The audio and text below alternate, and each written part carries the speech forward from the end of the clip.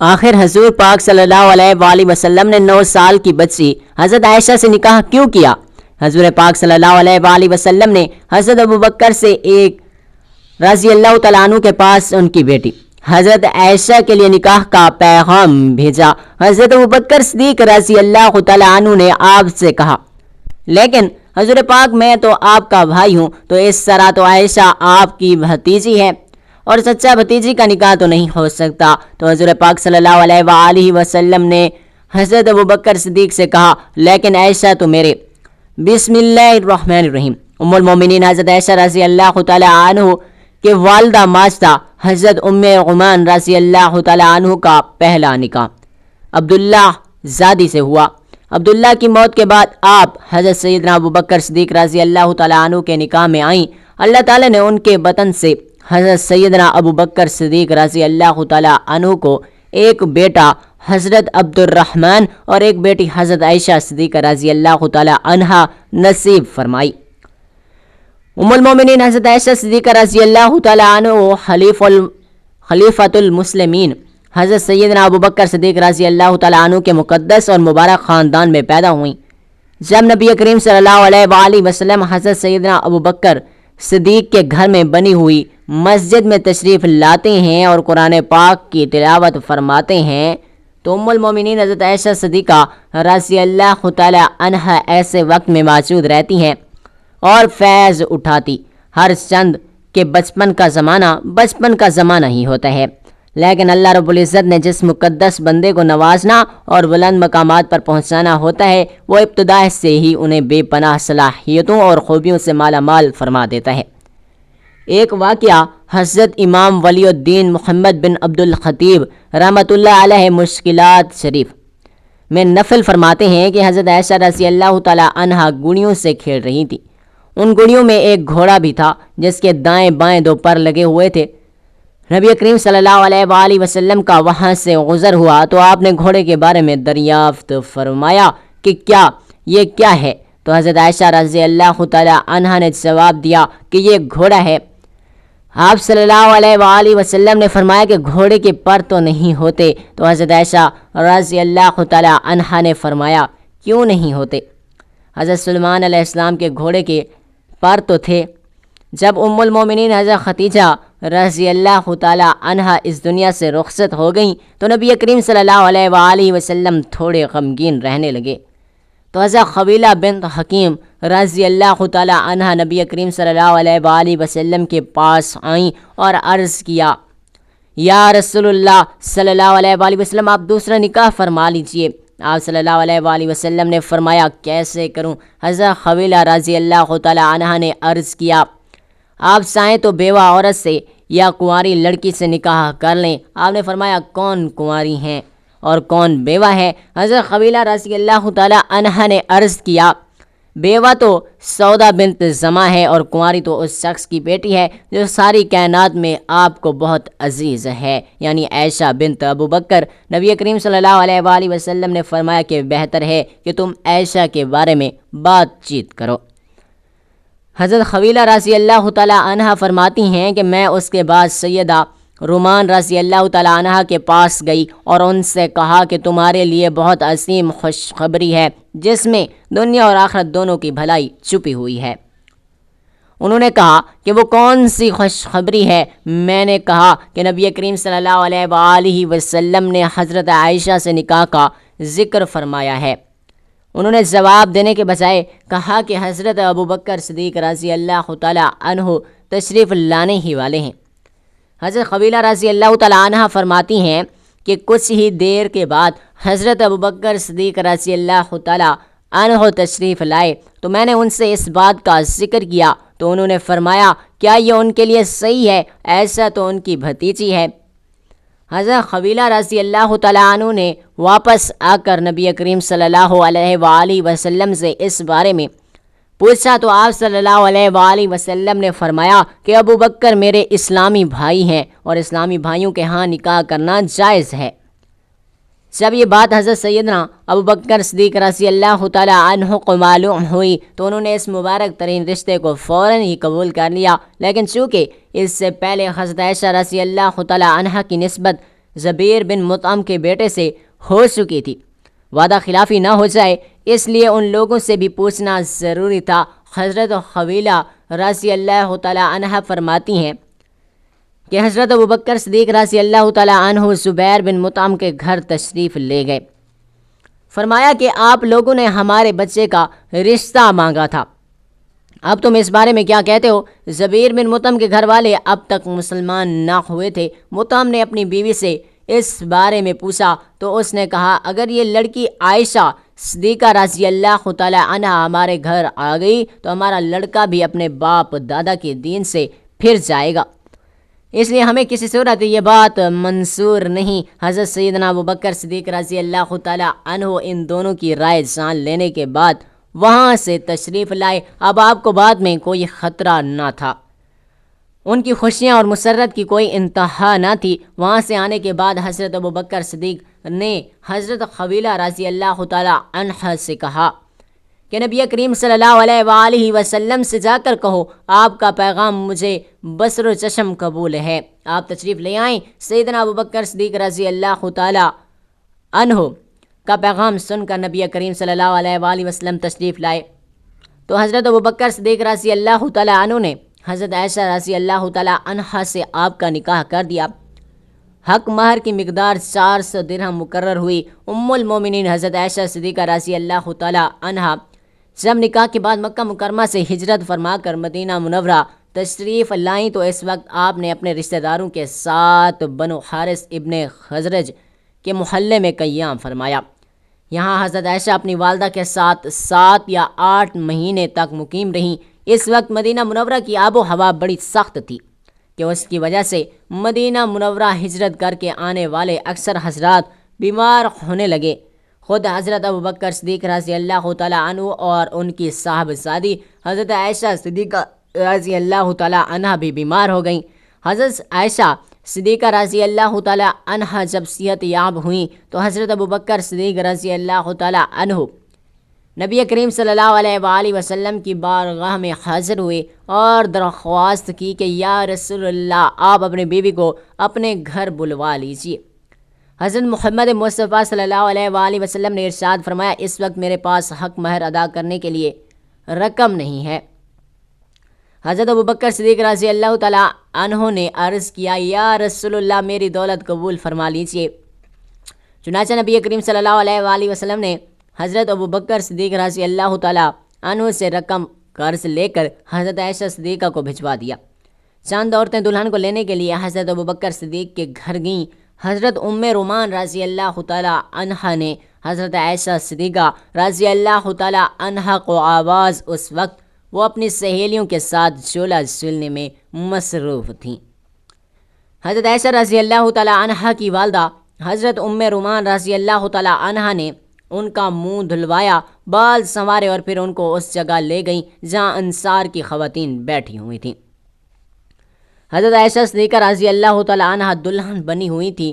وہاں پہنچی تو مہمانوں نے کہا تمہارا آنا خیر و برکت اور نیک و فعال ہے۔ یہ صدا لگا کر دلہن کا شاندار طریقے سے بڑھ چڑھ کر استقبال کیا گیا۔ تھوڑی دیر بعد نبی کریم صلی اللہ علیہ وآلہ وسلم بھی تشریف فرما ہوئے۔ حضرت اسماء بنت یزید رضی اللہ تعالیٰ عنہ جو کہ حضرت عائشہ صدیقہ رضی اللہ تعالیٰ عنہ کی سہیلی ہیں بیان کرتی ہیں کہ اس وقت حضرت عائشہ صدیقہ رضی اللہ تعالیٰ عنہ کے گھر والوں نے نبی کریم صلی اللہ علیہ وآلہ وسلم جیسے معزز ترین مہمان کی خاطر مدارت کے لیے ایک پیالہ دودھ پیش کیا تھا۔ آپ صلی اللہ علیہ وآلہ وسلم نے اسے خوش دلی کے ساتھ قبول فرما لیا اور اس میں تھوڑا سا دودھ پی کر اسے حضرت عائشہ رضی اللہ تعالیٰ عنہ کی طرف بڑھا دیا۔ چنانچہ انہوں نے حیا کرتے ہوئے پیالہ لے لیا، اس میں سے تھوڑا سا دودھ پی لیا۔ یہ سب شوال کے مہینے میں ہوا۔ حضرت عائشہ صدیقہ رضی اللہ تعالیٰ عنہ نبی کریم صلی اللہ علیہ وآلہ وسلم کے مقدس گھر میں بڑی سادگی سے رخصت ہو کر آ گئیں۔ سن 58 ہجری ماہ رمضان کے مہینے میں حضرت عائشہ بیمار ہوئیں اور انہوں نے وصیت کی کہ انہیں امت المومنین اور رسول کریم صلی اللہ علیہ وآلہ وسلم کے اہل بیت کے پہلو میں جنت البقیع میں دفن کیا جائے۔ ماہ رمضان کی 17 تاریخ منگل کی رات کو ام المومنین حضرت عائشہ صدیقہ رضی اللہ تعالیٰ عنہا نے وفات پائی۔ آپ رضی اللہ تعالی عنہ 18 سال کی عمر میں بیوہ ہوئیں اور وفات کے بعد ان کی عمر 66 برس تھی۔ حضرت ابو ہریرہ رضی اللہ تعالیٰ عنہ نے نماز جنازہ پڑھائی۔ جب آپ صلی اللہ علیہ وآلہ وسلم مدینہ طیبہ میں ہوتے تو روزانہ عصر کے بعد تمام ازواج مطہرات رضی اللہ تعالیٰ عنہ کے پاس تشریف لے جاتے اور ہر ایک کی ضرورت معلوم کر کے اس کی تکمیل فرماتے۔ جب سفر پر روانہ ہوتے ہیں تو ازواج مطہرات رضی اللہ تعالیٰ عنہ کے درمیان قرآن اندازی فرماتے، جس کا نام نکلتا اسے ساتھ لے جاتے۔ قرآن پاک میں اللہ تعالیٰ نے کسی عورت کا نام نہیں لیا، صرف حضرت مریم علیہ السلام کا نام لیا۔ اس کے بھی خاص وجہ تھی کہ حضرت عیسیٰ علیہ السلام کے والد کوئی نہیں تھے، اس لیے ان کو ماں کی جانب سے مخاطب کیا گیا۔ دین اسلام سب سے غیرت مند دین ہے، اس لیے قرآن میں کسی عورت کا نام نہیں ہے۔ اس ایک حدیث میں آتا ہے کہ اللہ تعالیٰ سب سے زیادہ غیرت والے ہیں، اس کے بعد میں سب سے زیادہ غیرت والا ہوں، اور مومن بھی غیرت مند ہوتا ہے۔ قرآن پاک میں آتا ہے کہ اے پیغمبر اپنی بیٹیوں، اپنی بیویوں اور اپنی بیٹیوں اور مسلمانوں کی عورتوں کو حکم دیجیے کہ وہ اپنے اوپر عاجزی لٹکا کر رکھیں۔ ناظرین، ہم نے اپنی زندگی میں ایسی عورتوں کو دیکھا ہے جو آفس میں جینس شرٹ پہنتی ہیں مگر نماز کی پابند ہیں، اور ایک لمبی چادر لے کر نماز شروع کر دیتی ہیں، اور ایک ایسی عورتیں بھی ہیں کہ جن کا پردہ ہوتا ہے مگر باطن میں کچھ بھی نہیں ہوتا۔ اور دین اسلام سب سے غیرت مند دین ہے۔ بخاری شریف میں حضرت عبداللہ بن عمر رضی اللہ تعالیٰ عنہ سے روایت ہے کہ امیر المومنین حضرت عمر فاروق رضی اللہ تعالیٰ عنہ کے دور خلافت میں ان کی اہلیہ ان کے ساتھ نماز کے لیے مسجد میں جایا کرتی تھی، تو حضرت عمر رضی اللہ تعالیٰ عنہ کو یہ بات اپنی طبی غیرت کی وجہ سے پسند نہ تھی مگر منع بھی نہیں کرتے تھے۔ اس کی وجہ حضرت عبداللہ بن عمر رضی اللہ تعالیٰ عنہ بیان کرتے ہیں کہ جناب نبی کریم صلی اللہ علیہ وآلہ وسلم نے ارشاد فرمایا کہ عورتوں کو مسجد میں جانے سے نہ روکا کرو۔ اس لیے حضرت عمر رضی اللہ تعالیٰ عنہ پسند نہ ہونے کے باوجود اپنی اہلیہ کو مسجد میں جانے سے نہیں روکتے تھے۔ اس کا مطلب ہے کہ غیرت کا اظہار بہت اچھی چیز ہے، لیکن جو حقوق عورت کو شریعت نے دے رکھے ہیں انہیں غیرت کے نام پر ان سے روکنا درست نہیں۔ ایک حدیث میں آتا ہے کہ امام مسلم رحمۃ اللہ علیہ نے صحیح مسلم میں نبی کریم صلی اللہ علیہ وآلہ وسلم سے حدیث بیان کی۔ نبی کریم صلی اللہ علیہ وآلہ وسلم نے فرمایا، دو قسم کی عورتیں جہنمی میں انہیں دیکھا، وہ جہنم کی بھڑکتی آگ میں تھیں۔ ایک وہ جو پردہ نہیں کرتی، دوسری قسم کی وہ عورتیں جو کپڑے پہننے کے باوجود بھی ننگی ہوں گئی۔ وہ مائل ہونے والی اور دوسروں کو اپنی طرف مائل کرنے والی ہوں، ان کے سر اونٹوں کی ہان جیسے اونچے ہوں گے۔ یہ دونوں نہ تو جنت میں داخل ہوں گی اور نہ ہی اس کی ہوا کو پائیں گی۔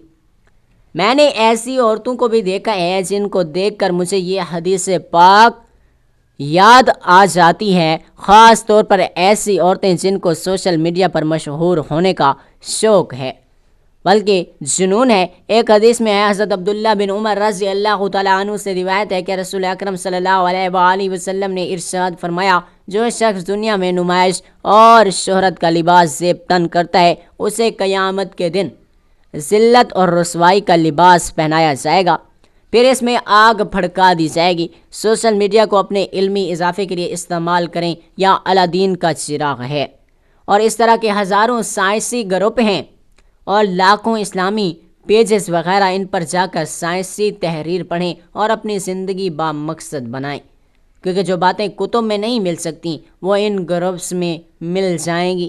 جن لوگوں کو ٹک ٹاک پر یا کسی بھی جگہ مشہور ہونے کا خیال ہے تو اوپر والی حدیث کو نہ بھولنا۔ غیرت کا تعلق مرد اور عورت دونوں سے ہے۔ اسلام نے دونوں کا یہ حق مساوی تسلیم کیا کہ اگر دوسرا فریق ان کے حق میں دوسرے کو شریک کرتا ہے تو اس پر غصے کا اظہار کریں اور احتجاج کریں۔ حالانکہ کسی مرد کی ایک سے زائد بیوی ہو تو ان بیوی کا یہ حق بھی اسلام میں تسلیم کیا گیا ہے۔ وفاقی معلومات کے توازے میں کوئی فرق محسوس کریں تو اس کا اظہار کریں۔ چنانچہ نسائی کی روایت میں ہے کہ ام المومنین حضرت عائشہ رضی اللہ تعالی عنہا نے ایک بار اپنی باری والے دن تھوڑی دیر کے لیے رسول پاک صلی اللہ علیہ وآلہ وسلم کو اپنے پاس نہ پایا۔ انہیں خدشہ ہوا کہ آپ صلی اللہ علیہ وآلہ وسلم کسی اور بیوی کے پاس تو نہیں چلے گئے۔ حضور پاک صلی اللہ علیہ وآلہ وسلم جب واپس آئے تو حضرت عائشہ رضی اللہ تعالیٰ عنہا نے آپ صلی اللہ علیہ وآلہ وسلم کے سر کے بالوں میں انگلیاں داخل کر کے یہ دیکھا کہ آپ غسل کر کے تو نہیں آئے۔ جناب نبی کریم صلی اللہ علیہ وآلہ وسلم نے غیرت کو نہ صرف اچھا جذبہ قرار دیا بلکہ اس کا احترام بھی کیا۔ چنانچہ صحیح روایت میں ہے کہ آپ صلی اللہ علیہ وآلہ وسلم نے خواب میں جنت کی سیر کرتے ہوئے حضرت عمر فاروق رضی اللہ تعالیٰ عنہ کا محل دیکھا اور اس میں داخل ہونا چاہا، مگر کونے میں ایک خوبصورت خاتون کو وضو کرتے ہوئے دیکھ کر رک گئے اور محل کے اندر نہیں گئے۔ اس کی وجہ یہ بیان فرمائی کہ مجھے حضرت عمر رضی اللہ تعالیٰ عنہ کی غیرت کا خیال آ گیا تھا۔ ایسے ماحول میں عظمت و عفت کے تقاضوں کا لحاظ کرنا گھر کے سربراہ کی ذمہ داری میں شمار کیا گیا ہے۔ چنانچہ نسائی کی روایت میں ہے کہ حضور پاک صلی اللہ علیہ وآلہ وسلم نے فرمایا کہ اس شخص پر جنت حرام کر دی گئی ہے، اور پھر اس کی وضاحت بھی کی۔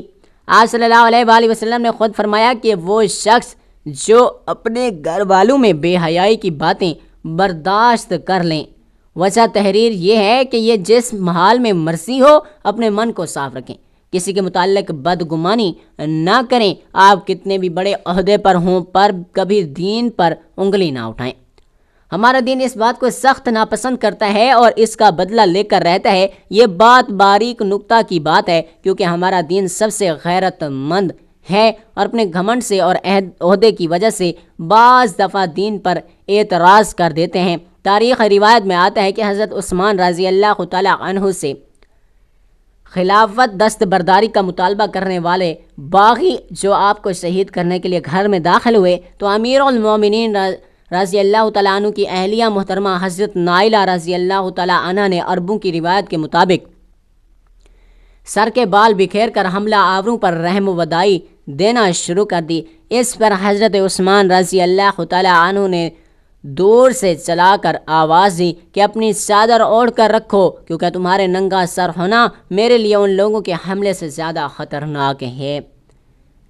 اس وقت حضرت عثمان رضی اللہ تعالیٰ عنہ بوڑھے اور ضعیف تھے۔ ابو داؤد کی روایت ہے کہ حضور پاک صلی اللہ علیہ وآلہ وسلم ایک بار ام المومنین حضرت عائشہ رضی اللہ تعالیٰ عنہ کے پاس ان کے حجرے میں تشریف لائے تو ایک نوجوان ان کے حجرے میں بیٹھے ہوئے تھے، جسے دیکھتے ہی آپ صلی اللہ علیہ وآلہ وسلم کے چہرے کا رنگ متغیر ہو گیا، جسے حضرت عائشہ رضی اللہ تعالیٰ عنہ نے بھانپ لیا اور فوراً وضاحت کی کہ یا رسول اللہ، یہ میرا رضائی بھائی ہے۔ حضور نبی کریم صلی اللہ علیہ وآلہ وسلم کی حضرت عائشہ رضی اللہ تعالیٰ عنہ سے کم عمری میں نکاح کہ کئی حکمتیں اور دینی سماجی فوائد بھی تھے، جو محض ایک گھریلو رشتہ نہیں بلکہ امت کی رہنمائی کے لیے اللہ کے خاص منصوبے کا حصہ تھا۔ چند نمایاں وجوہات: وحی اور شریعت کا گھر تک پہنچنا۔ حضرت عائشہ رضی اللہ تعالیٰ عنہ کم عمر ہونے کے باعث نہایت ذہین، تیز فہم اور یادداشت میں بے مثال تھیں۔ اللہ نے انہیں ایسا ذہن عطا فرمایا کہ انہوں نے دین کے ہزاروں مسائل، حدیثیں اور نبی کریم صلی اللہ علیہ وآلہ وسلم کے گھر کے نجی معاملات پوری امت تک پہنچائے۔ آپ امت کی سب سے بڑی فقیہ اور معلمہ بنی۔ نبی پاک صلی اللہ علیہ وآلہ وسلم کی گھریلو زندگی کی حفاظت نبی کریم صلی اللہ علیہ وآلہ وسلم کی ازواج سے حضرت عائشہ سب سے کم عمر تھیں۔ اس وجہ سے وہ نبی پاک صلی اللہ علیہ وآلہ وسلم کی وفات کے بعد کئی سال زندہ رہیں اور امت آپ صلی اللہ علیہ وآلہ وسلم کی سنت اور گھر کے احکامات سکھاتی رہیں۔ اگر وہ کم سن نہ ہوتیں تو یہ عظیم علمی خدمت ممکن نہ تھی۔ حضرت ابوبکر صدیق کے ساتھ تعلق مضبوط کرنا۔ حضرت ابوبکر صدیق رضی اللہ تعالیٰ عنہ اسلام کے پہلے خلیفہ اور نبی پاک صلی اللہ علیہ وآلہ وسلم کے سب سے قریبی ساتھی تھے۔ یہ نکاح سیاسی یا دنیاوی نہیں بلکہ اسلامی ریاست کے استحکام اور سچے ساتھیوں کے باہمی اعتماد کی علامت تھا۔ اس دور کی سماجی روایت عرب معاشرے میں اس عمر میں نکاح عام تھا۔ یہ کوئی غیر معمولی بات نہ تھی بلکہ اس وقت کے ماحول کے مطابق خاندانوں کا مقصد نیک اور پاکیزہ رشتے کے ذریعے تعلقات استوار کرنا تھا۔ نمبر 5، امت کے لیے کامل نمونہ حضرت عائشہ رضی اللہ تعالیٰ عنہ ہر معاملے میں ایک مکمل نمونہ بنی. عبادات، اخلاق، گھریلو زندگی، علم و دین. ان کی کم عمری میں تربیت یہ ظاہر کرتی ہے کہ دین کی بنیاد بچپن سے ڈالنا کتنا ضروری ہے. اللہ تعالیٰ سے دعا ہے کہ اللہ تعالیٰ ہمیں نیک اعمال کرنے کی توفیق عطا فرمائے اور ہمارا خاتمہ ایمان پر فرمائے. آمین ثم آمین.